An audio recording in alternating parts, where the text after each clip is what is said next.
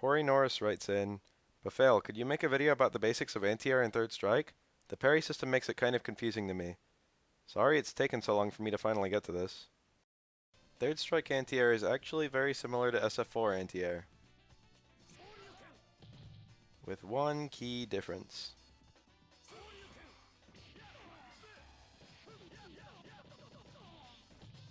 I often see people give up here, and it frustrates me. Saying there's no point anti-airing because your opponent can just parry is like saying there's no point throwing because your opponent can just tech a throw. Instead of having anti-air that hard counters the jump, which is a scenario with a single right answer every time, jump-ins in 3S are a mix-up scenario that requires careful consideration from both sides. Third strike is about being unpredictable rather than being consistent, and so I'm here to help you consider your options both when jumping and on the ground. First, let's start with the basics. Let's say you're dealing with an opponent attacking with a jump-in normal and no parry. Even though true invincibility is very rare in 3S, most characters have an anti-air where the hitbox extends further than the hurtbox, making them ideal for anti-airing. These are quite strong, as there's absolutely nothing the jumper can usually do besides going for the parry, though note these attacks are usually quite unsafe when parried.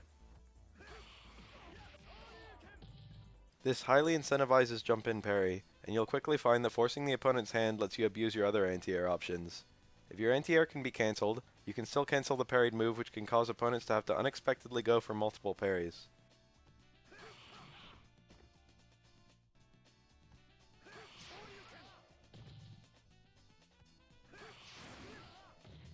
Note what happens if the opponent simply gets hit by the first attack, however.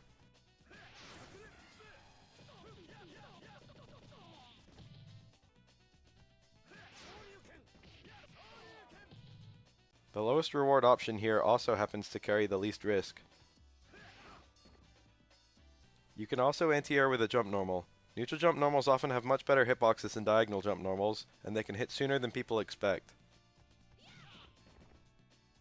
Additionally, if you're parried on the way up, you're often out of the way of their attack, and you can recover and attack again on the way down.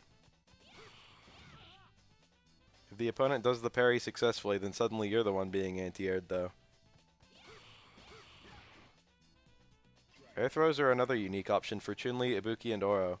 Unlike in SF4, they tend to lose as air-to-airs to jump normals, but now they have a niche as punishes for an opponent going for air parries. Be aware that in this game any character can take an air throw, even if they don't have one.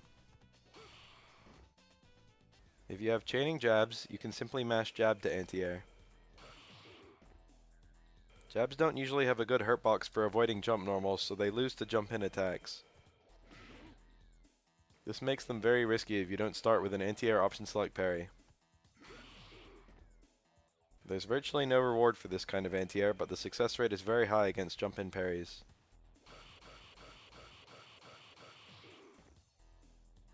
And some characters, on reaction to an anti-air jab, can reaction super.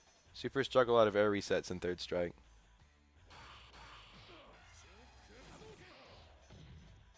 This super is parryable but unblockable, and you can hit the opponent during the parry attempt.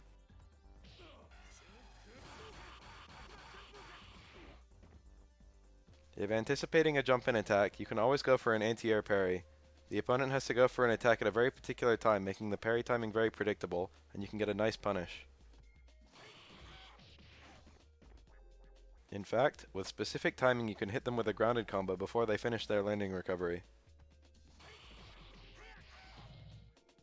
If they have a multi-hit jump-in, they can use that to surprise anti-air parries. They can also punish a parry with an empty jump throw, often with a parry option select.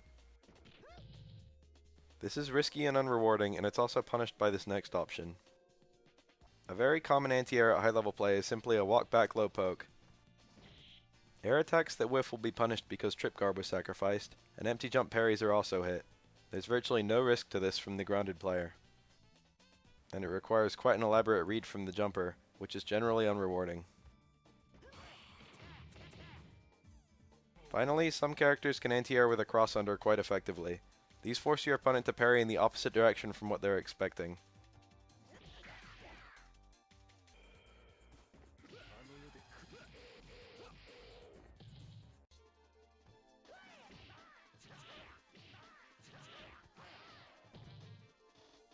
So it's not just one jump in parry and then full combo for the jumper. You need to consider jump in multiple parries.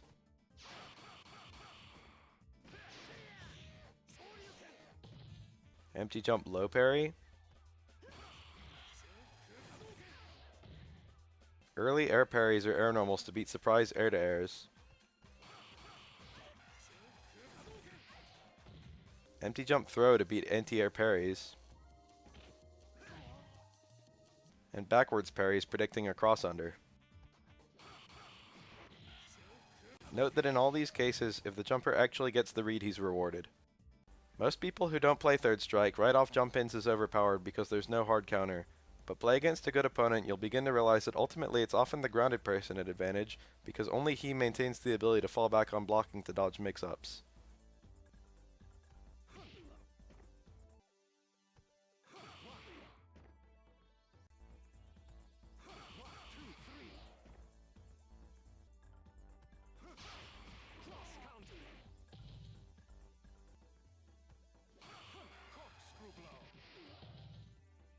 I've simplified things a lot, but it's actually even more complex. Some characters have very strong anti-airs compared to others. Oro and Urien get a lot of damage regardless of whether their opponent is grounded or airborne.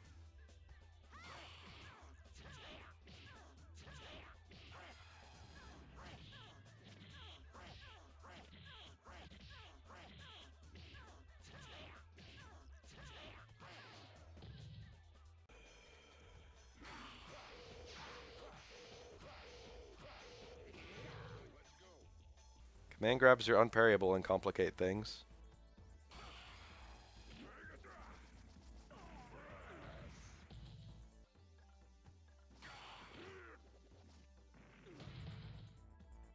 And some anti-airs are just ridiculously hard or even impossible to parry.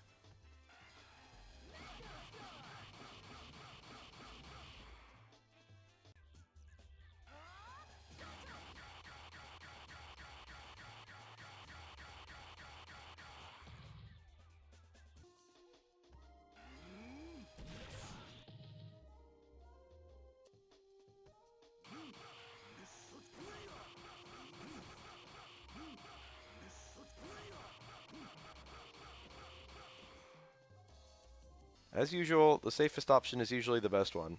The safest option for the defender is to block and delay throw tech because it's almost impossible to punish even if the opponent predicts it.